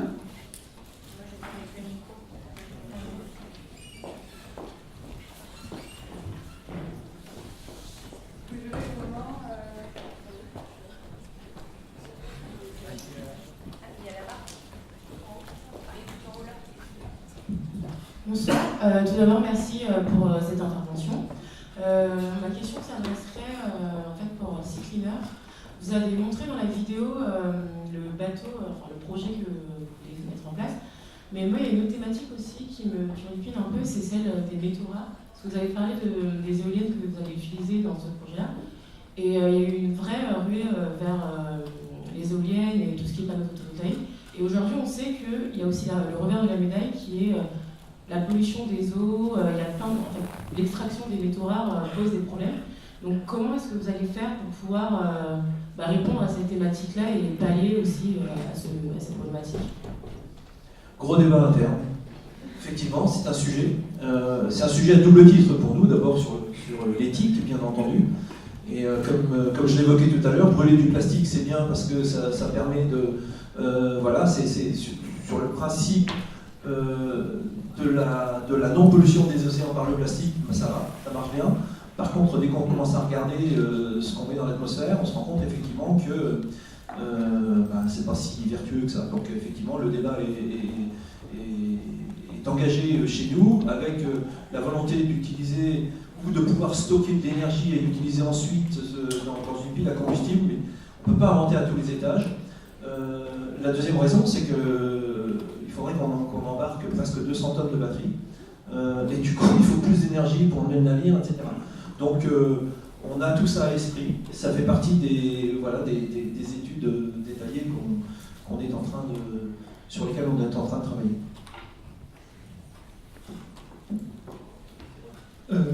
Bonjour, une question pour M. Fabre aussi. Le projet Manta est assez excitant. C'est vrai que d'imaginer des bateaux autonomes énergétiquement qui parcourent l'océan et qui nettoient la planète, ça donne un peu d'espoir. Et du coup, je me posais la question, savoir, est-ce qu'il y a des chiffrages qui ont été faits sur combien ça peut ramasser un Manta sur 1 an, sur 12 ans? Est-ce que vous avez des évaluations le vrai impact que ça peut avoir en fait? Parce que je trouve que c'est une vraie solution potentielle. Alors moi j'aime pas, je vous réponds, hein, mais moi j'aime pas parler en termes de solution. J'évoque toujours la contribution. Voilà, c'est un des éléments de ce maillage qu'il faut absolument qu'on fasse tous à tous les niveaux pour pouvoir agir. D'ailleurs, notre action pour le moment, elle est simplement l'action de communication, mais elle n'est pas neutre. On voit bien qu'elle n'est pas neutre, on voit bien dans les réactions qu'il y a autour de ce projet que ça communique, ça sensibilise, ça fait avancer, et voilà. Donc c'est un maillage, voilà. Notre contribution, nous, c'est d'essayer d'aller sur le terrain, et voilà. Alors les estimations, oui, on en a des estimations, bien sûr, et je peux vous dire qu'elles sont très très variées. Elles vont du constat qui a été fait par Ocean Cleanup sur l'océan Pacifique, qui est de l'ordre de à peu près 1 kg de plastique par kilomètre carré. Vous voyez, c'est pratiquement rien. Là, c'est un sujet sur lequel on n'irait pas. Et d'ailleurs, on n'ira pas dans les gires et autres. Mais en plus, ces déchets sont des déchets qui proviennent du tsunami du Japon en 2011. Donc, ils sont liés à une catastrophe naturelle. Alors, notre mobilité, va nous permettre effectivement d'aller sur ces zones de catastrophe naturelle pour aller collecter les déchets dès qu'ils vont être mis en mer. Je pense au tsunami de 2001 en Asie. C'est vrai que le navire aurait été prêt. Là, on aurait été vraiment efficace. Pour terminer sur les chiffres, on a des échelles d'observation qui vont très très loin. Vous avez vu tout à l'heure les photos des densités de plastique, soit sur le Honduras, soit sur la rivière Pacifique. Et là, on est à presque 20 tonnes au kilomètre carré. Alors nous, on fait à peu près 3 km par jour. Ça fait à peu près 60 tonnes. Bon, le navire, il peut emmagasiner jusqu'à 300 tonnes de déchets. Voilà, vous faites le calcul, ça peut être très rapidement. Si on tombe sur la bonne nappe de plastique, on le ramasse. Et là, on est vraiment très fiers parce qu'on a récupéré le plastique avant qu'il ne se fragmente, qu'il ne se dégrade dans la nature. Donc, en fait, on pourrait presque considérer que cette action est encore une action en amont de cette pollution, profonde de l'océan.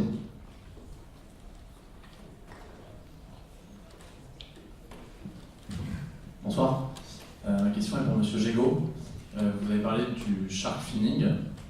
Donc, si j'ai bien compris, 95% des requins sont pêchés, on coupe l'aileron et ensuite on la jette à la mer.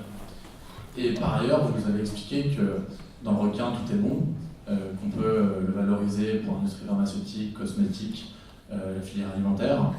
Donc au fond, plutôt que d'empêcher la pêche du requin, d'abord c'est un paradoxe, et plutôt que d'empêcher la pêche du requin, est-ce qu'il ne faudrait pas organiser une filière structurée, encadrée, de sorte à ne pas avoir des requins qui finissent au fond de l'eau, mais au fond qu'on utilise l'entièreté du requin? Merci. Tout est à inventer, en effet. Il ne s'agit pas de tout mettre sous cloche. Par contre, on est dans une situation où on est tellement loin que il est très difficile d'organiser les choses. Quand vous avez des mafias qui profitent de la situation, quand vous avez du braconnage de façon intensive, c'est ça qui est en jeu aussi. C'est que pour pouvoir organiser quelque chose, il faut avoir les bons acteurs.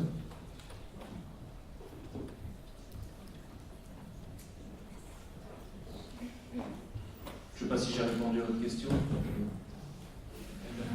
Pardon? Oui. Bonjour, ma question s'adresse également à M. Fabre. Je me demandais en fait comment est-ce que vous avez réussi à financer tout cet énorme projet qui a l'air de longue haleine et particulièrement coûteux. Est-ce que c'était principalement des financements publics, des financements privés? Et si c'était des financements privés, sur quelle motivation? Si c'était soit pour la communication des entreprises, ou alors si c'était des entreprises qui étaient polluantes, ou voilà.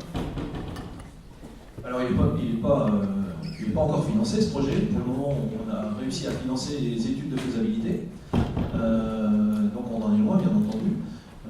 C'est un projet qui devrait coûter autour de 22 millions d'euros. C'est énorme, bien sûr. On peut comparer à d'autres coûts. Je ne vais pas reparler de Boyan, mais en tout cas, on peut comparer par exemple au budget que la Guadeloupe a dépensé en 2015 pour nettoyer son littoral. Alors évidemment, il y avait des sargasses, mais je vais y revenir.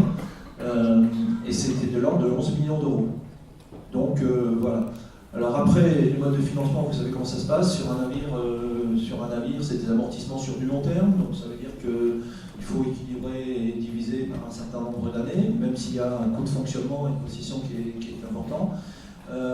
Les premiers financements sont des financements privés, oui. Quel intérêt ont les mécènes à nous accompagner? Il y a parfois tout simplement la volonté d'agir, et voilà, chacun va choisir son sujet pour agir en son âme et conscience. Mais je ne vous cache pas également qu'il y a du développement à beaucoup de niveaux et que beaucoup de sociétés sont intéressées de travailler là-dessus, que ce soit sur la propulsion, que ce soit sur l'énergie ou que ce soit sur l'usine de tri à bord, puisque notre principal partenaire est une société qui fabrique des chaînes de tri de déchets. C'est pratiquement le leader européen. Et que le fait d'embarquer des chaînes de tri de déchets sur un navire et de surtout la réduire va peut-être permettre à terme de faire des usines de traitement de déchets au large, dans des eaux internationales et autres. Donc il y a des intérêts qui sont divers, mais qui sont cohérents.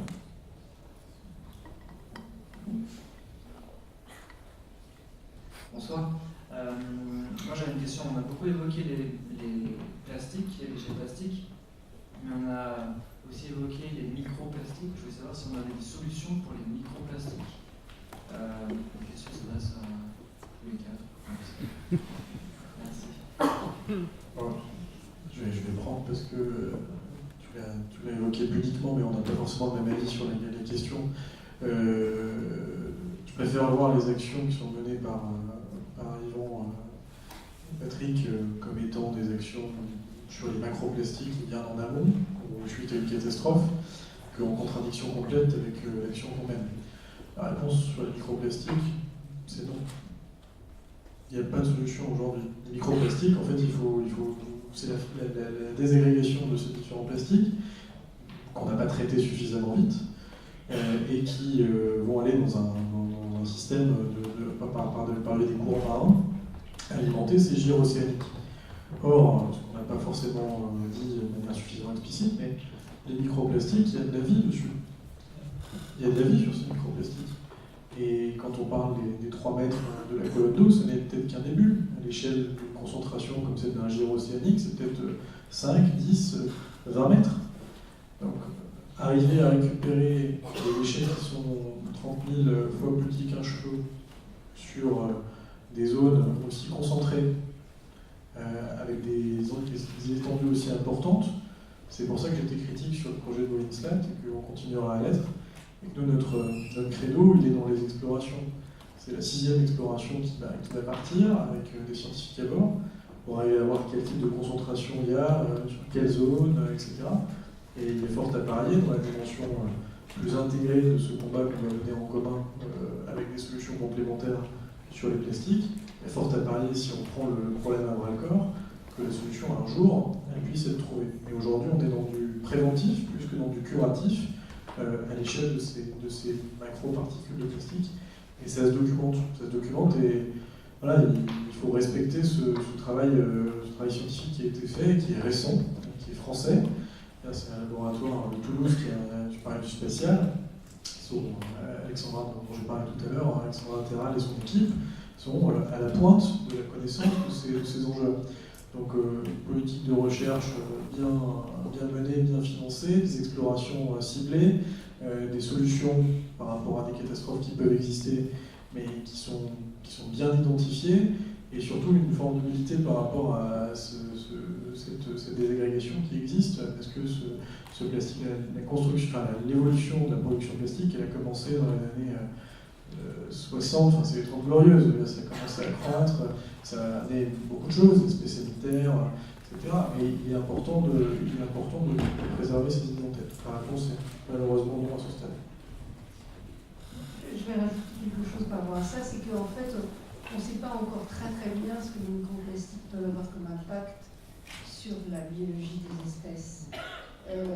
On voit un certain nombre de choses macroscopiques qui sautent aux yeux, bon, des oiseaux qui peuvent mourir parce qu'ils ingèrent trop de plastique.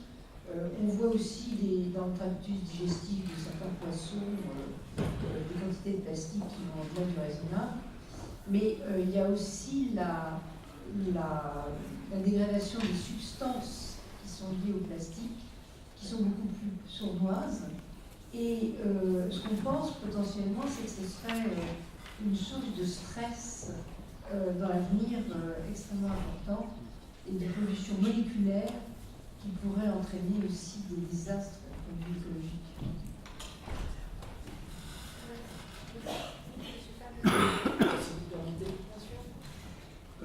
Juste, je voudrais terminer sur quand même une note plutôt positive, parce que c'est quand même assez alarmiste tout ce qu'on a. Il y a plein de bonnes nouvelles, il y a plein de décisions qui sont prises, il y a plein d'effets de toute cette prise de conscience et du travail des ONG internationales. Il y en a partout. J'en ai rencontré par exemple en Corée qui sont sur le terrain très actifs. Et puis des bonnes nouvelles, il y en a plein. Alors, on a parlé il n'y a pas très longtemps, et je suis très rapide, d'une bactérie qui mangerait les plastiques. Bon, c'est une fausse bonne nouvelle, ça existe, c'est vrai, c'est une bactérie qui a été découverte par hasard sur un système de traitement de déchets au Japon. Et puis des laboratoires français et anglais se sont mis sur le sujet pour observer le phénomène. En fait, cette bactérie elle utilise des enzymes qui effectivement digèrent le plastique. Et le fait de travailler en laboratoire en l'isolant de leur contexte naturel, ces enzymes en fait ont démultiplié leur capacité à digérer ce plastique. Ça c'est une très bonne nouvelle, faire attention, on ne peut pas la balancer n'importe comment et n'importe où. Et puis c'est assez limité puisque pour le moment elle ne s'attaque qu'à un certain type de déchets plastiques, le PET. Et le PET c'est justement celui que pour nous on considère le plus facilement recyclable et qu'on met dans le tri, c'est celui avec lequel on fait des bouteilles plastiques. Et puis la deuxième peut-être bonne nouvelle, on parlait de lien tout à l'heure et de choisir son camp et j'arrête. Il y a un monsieur qui s'appelle Chris Bowler aujourd'hui qui travaille sur justement les micros et les nanodéchets dans les gyres océaniques et qui vient de se rendre compte qu'effectivement, comme le disait François tout à l'heure, les micro-déchets plastiques sont chargés de vie, sont chargés d'organismes marins. Et il se trouve que du fait qu'elles sont à la surface dans ces continents de plastique, sont à la merci du rayonnement solaire. La photosynthèse se développe à un tel point qu'il y a une biomasse qui est en train de se créer, qui est énorme, et qui serait en ce moment en train d'absorber beaucoup plus de CO2 qu'on l'imaginait au départ. Donc vous voyez, la nature, elle sait faire de belles choses. Sur ces bonnes nouvelles, du coup, je vais mettre un terme au débat, en tout cas pour maintenant, puisque les intervenants seront avec nous juste après. Et je vais inviter Instinct Durable à venir nous faire un mot pour vous présenter justement le travail qui a été fait sur le petit cocktail qu'on vous présente juste après. Alors bonsoir à tous. Je voudrais juste remercier d'abord les intervenants, les personnes du master développement durable et aussi les étudiants, les membres de l'association Instinct Durable qui vous ont concocté un magnifique buffet zéro waste et qui se veut responsable et végétarien. Je vais vous parler très vite fait de l'association Instinct Durable, je sais qu'on est assez pris par le temps. On est l'association qui est chargée de mobiliser, de sensibiliser les étudiants sur toutes les problématiques environnementales et on a un gros projet qui est d'envergure à la fin de l'année, qui est de partir faire une mission d'éco-volontariat en juin sur un bateau récolteur de déchets marins. Et c'est un projet qui fait assez écho à celui de Sea Cleaners, je le crois, même s'ils nous consomment tous finalement. Et du coup, on vous attend un peu au tournant de ce débat. Si vous pouvez nous contribuer financièrement pour nous aider dans la réalisation et la concrétisation de ce projet, ce serait vraiment super. Je vous souhaite à tous un très bon débat et merci encore.